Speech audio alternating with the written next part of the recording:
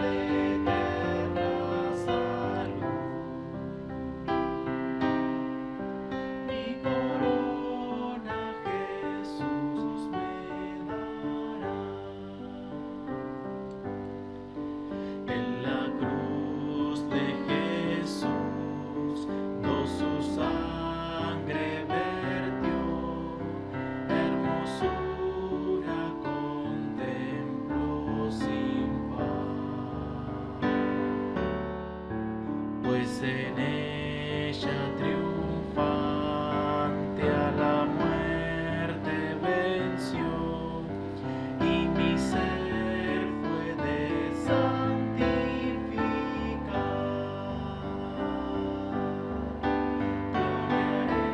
Gloriaréme solo en la cruz, en sus triunfos mi gozo será. Y en el día de eterna salud, mi corona Jesús me dará. Yo quisiera seguir en pos de Jesús y su menosprecio llevar. Y algún día feliz con los santos en luz, en la gloria con él he de estar. Oh, yo siempre amaré esa cruz, en sus triunfos mi gloria será. Y algún día en vez de una cruz,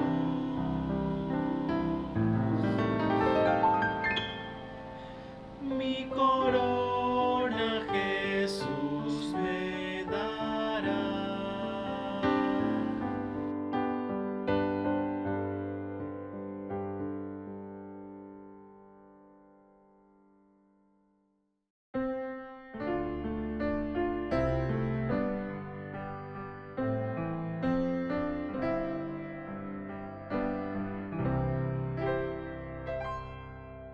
La cruz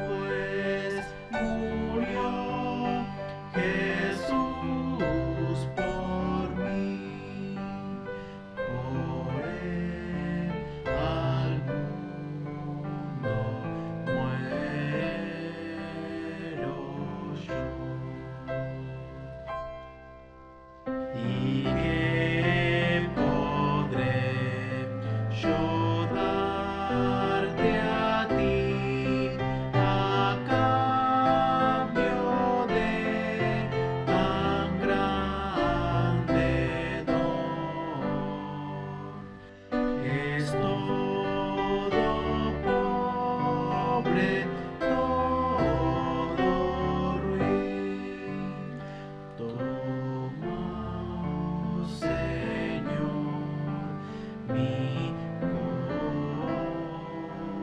corazón.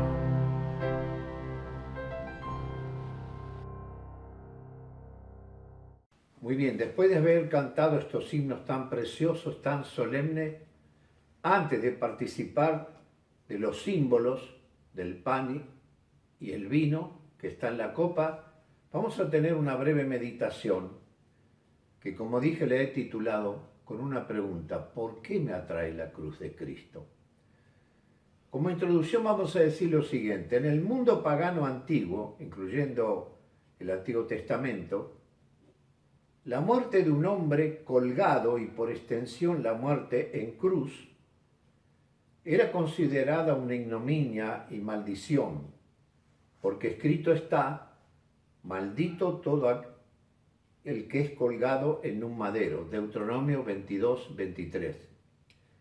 Bajo la práctica penal de Roma, de la Roma antigua, la crucifixión era la peor muerte imaginable.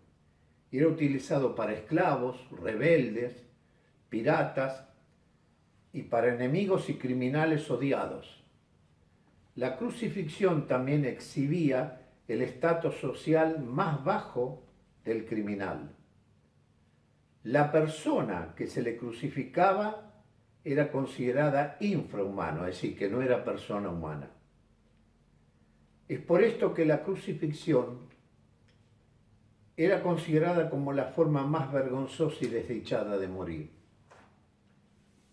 ¿Y por qué hoy es uno de los símbolos más universales de abnegación, de entrega y de amor sacrificial? ¿Por qué?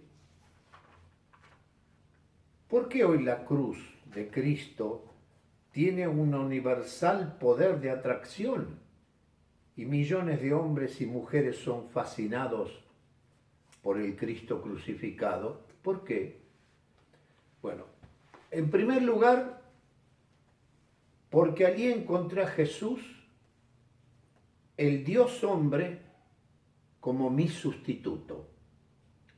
Jesús es el único ser teantrópico, es decir, Dios y hombre, con dos naturalezas en una sola persona. Las dos naturalezas tienen una unión hipostática, eso es un término teológico, significa que no se ve exteriormente, pero es real en su interior, la unión de la naturaleza humana con el Verbo divino. Cristo es Dios en carne, o sea, Dios en persona humana, como lo dice tan maravilloso Juan, capítulo 1, versículo 1 y versículo 14, Colosenses 2.9, Juan 8.58 y otras escrituras. Jesús es plenamente Dios y plenamente hombre. Colosenses 2.9. Decididamente no es mitad Dios y mitad hombre. Nunca perdió su divinidad, ni hubiese podido hacerlo. Están unidas divinidad y humanidad sin la pérdida de identidad de cada naturaleza. Miren lo que dice, ¿por qué nos atrae la cruz de Cristo? 2 Corintios 5:21, al que no conoció pecado, por nosotros lo hizo pecado. No dice pecador, por nosotros lo hizo pecado, para que nosotros seamos justicia de Dios en él.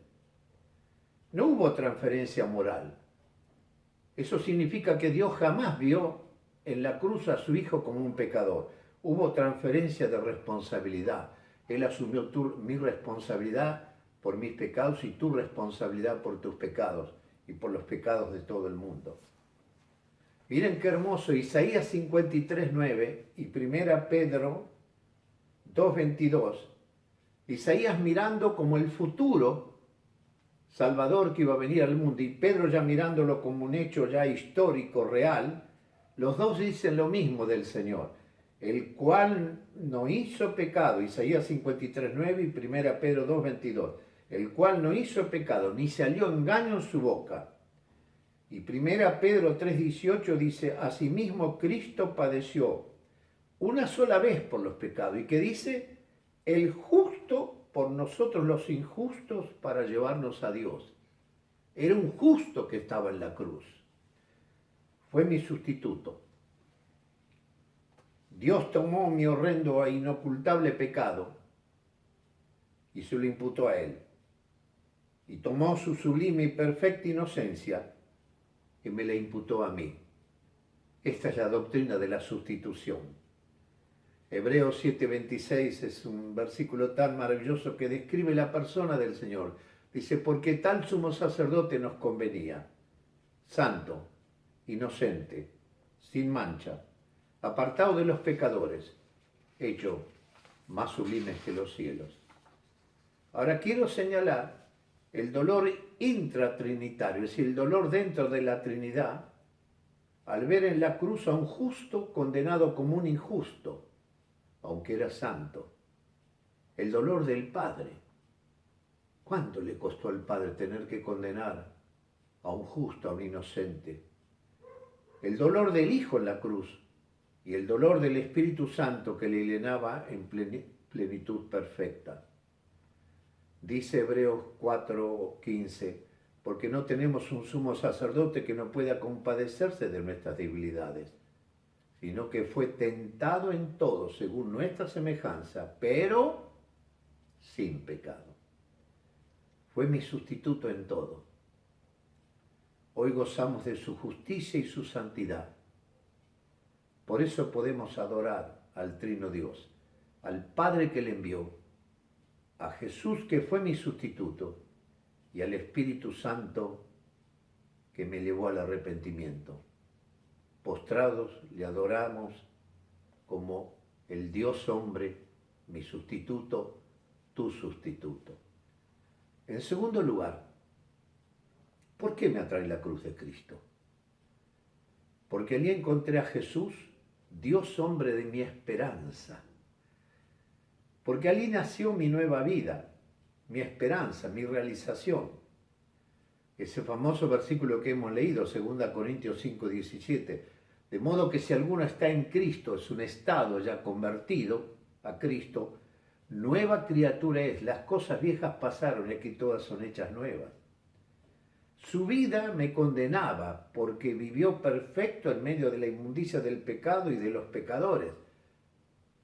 Pero después de la cruz, donde Él fue mi sustituto, entonces la más maravillosa expectativa de vida despertó en mí. ¿Cuál es esa expectativa de vida? Ser como Él, ser como Cristo. Él es el modelo perfecto, digno de imitar. Como dice el apóstol Pablo, ustedes recordarán, 1 Corintios 11:1, sed imitadores de mí, como yo soy de Cristo. Es el clímax de la vida cristiana, que Cristo sea formado en nosotros. Y dice Efesios 4:13, hasta que todos lleguemos a la unidad de la fe y del conocimiento del Hijo de Dios, a un varón perfecto, a la medida de la estatura de la plenitud de Cristo. Esperanza, hermanos, ¿qué es la esperanza cristiana? La esperanza une este presente con el futuro, con el porvenir. Nuestra esperanza está basada en el Señor, en su sacrificio y en su resurrección y en su ascensión gloriosa. Hay un sistema mundo sin esperanza. ¿Cuántos viven en el sistema mundo sepultando esperanzas que se le mueren cada día? Porque no eran esperanzas reales. Miren lo que dice el apóstol Pedro, qué hermoso. Una esperanza viva. 1 Pedro 1:3. Bendito el Dios y Padre de nuestro Señor Jesucristo. Primero muestra la humanidad de Cristo y después muestra la deidad de Cristo. Y Jesucristo, acuérdense que une las dos, ¿no es cierto? Jesús y Cristo, humanidad y divinidad. Que según su grande misericordia, dice el apóstol Pedro, nos hizo renacer ¿para qué? Para una esperanza viva, por la resurrección de Jesucristo de los muertos. Nuestra esperanza es viva, es real, está basada en la obra gloriosa de nuestro Señor Jesucristo, en su resurrección gloriosa y en su ascensión, y el que es hoy sentado a la diestra del Padre. Hoy entonces nos gozamos que el Señor llenó nuestras vidas de esperanzas reales, porque es el Dios hombre de tu esperanza, hermano, de mi esperanza. Por eso, postrados, le adoramos. Y finalmente, en tercer lugar, ¿por qué me atrae la cruz de Cristo? Jesús, el Dios hombre de la victoria. Porque allí aprendí la victoria que tú y yo somos vencedores. Romanos 8:35 que hemos leído, ¿quién nos separará del amor de Cristo? ¿Tribulación, o angustia, o persecución, o hambre, o desnudez, o peligro, o espada, o esta terrible pandemia nos separará del amor de Cristo? No. Antes somos más que vencedores por medio de aquel que venció. ¿Quién ganó en el Calvario? ¿Cristo o Satanás? Judas, que le entregó con un beso más falso y traidor, que es el beso más falso y traidor de la historia de la humanidad, o Jesús. ¿Quién ganó en el Calvario? ¿El centurión romano que dirigió el acto de la crucifixión o Jesús el crucificado? ¿El pueblo que pide su muerte y liberen a un asesino con un juicio venal y descarado a nuestro Salvador? ¿O Jesucristo que derrama su sangre por ellos? ¿Quién triunfó?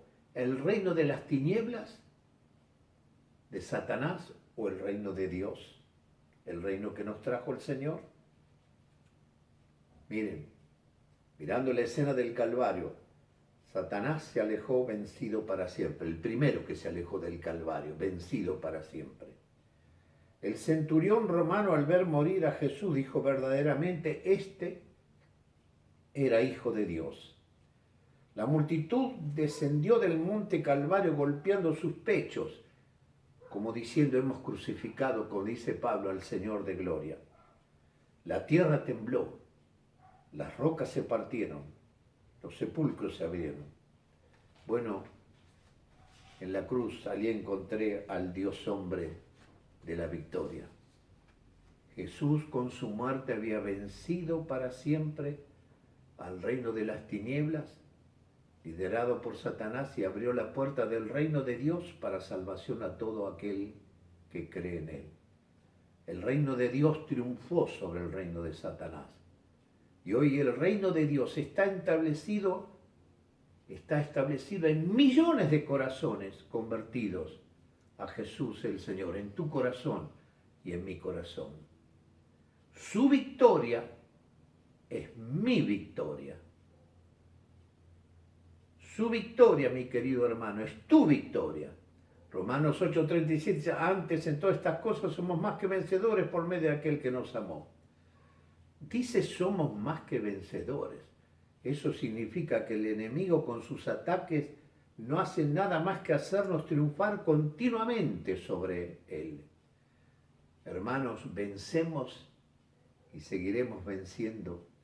La iglesia avanza como un ejército en orden. Como dice Cantar de los Cantares, ¿quién es esta que se muestra como el alba, hermosa como la luna, radiante como el sol, imponente como ejércitos en orden de batalla? Y un ejército que avanza así anticipa la victoria.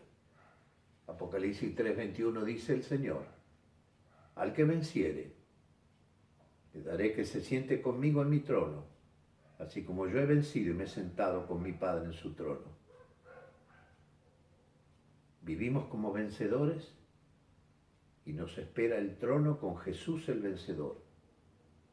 Por eso ahora postrados le adoramos. Como Jesús mi sustituto, como Jesús el Dios de mi esperanza, como Jesús el Dios de mi victoria por todos los tiempos, los siglos y la eternidad. Amén. Que el Señor bendiga su palabra. Vamos ahora a participar de los símbolos. Este pan representa el cuerpo perfecto, inmaculado, sin mancha, purísimo de nuestro Señor Jesucristo. Así que antes de participar de él, vamos a orar al Señor. Nuestro Padre, te damos gracias por esta nueva oportunidad de participar del pan, que habla de tu cuerpo glorioso, perfecto, sin mancha. A pesar de estar en medio de los pecadores, jamás se manchó. Nunca hubo un mal pensamiento ni una palabra pecadora en tus labios gloriosos. Así que, Señor, te damos gracias por participar de este pan y postrados te adoramos. En el nombre del Señor Jesús. Amén. Así que partimos el pan, como lo hizo el Señor, partió el pan y dijo, este es mi cuerpo que por vosotros es partido. Haced esto en memoria de mí, ¿hasta cuándo?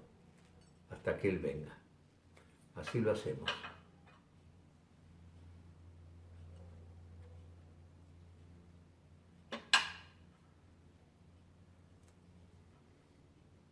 Ahora, hermanos queridos, cada uno tiene que entrar en la presencia de Dios y adorarle en persona, en los cielos, delante de su trono. Oramos.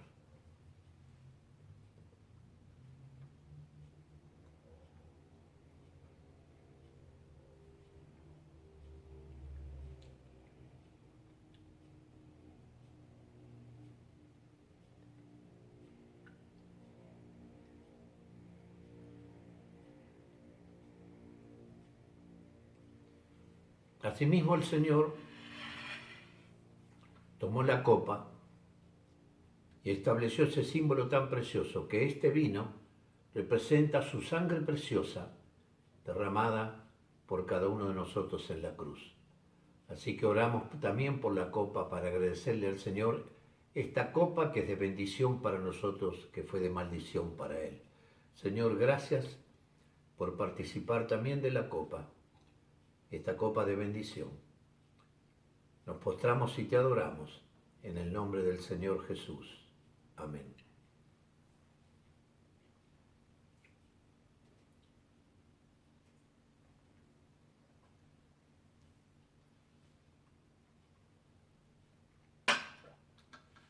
Entramos en su presencia y le adoramos.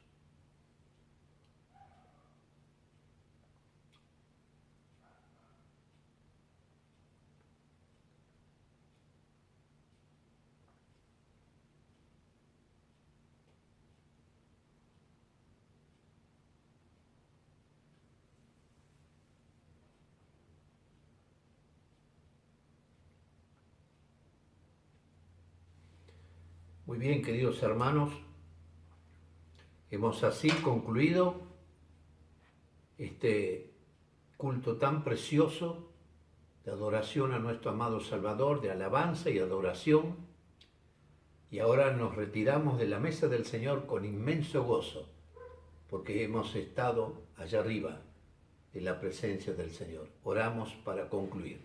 Señor, te damos gracias por esta reunión tan preciosa. Gracias por todos los hermanos y hermanas que han participado. Gracias, Señor, que como pecadores arrepentidos, tú nos has atraído con cuerdas de amor hacia tu cruz. Y le has cambiado el significado de la cruz. Hoy la cruz es el símbolo universal del amor de Dios. Es el único lugar donde el amor de Dios se vierte hacia el pecador arrepentido. Señor, te damos gracias por este tiempo. Te alabamos y te bendecimos. Y postrados te adoramos en el nombre del Señor Jesús. Amén. Que el Señor les bendiga, hermanos, y sigamos disfrutando de la comunión los unos con los otros. Acordémonos, como siempre lo digo, que la comunión atraviesa la distancia. Que el Señor pues les bendiga, y estamos deseando que llegue el día en que podamos otra vez abrazarnos y besarnos. Bendiciones del Señor.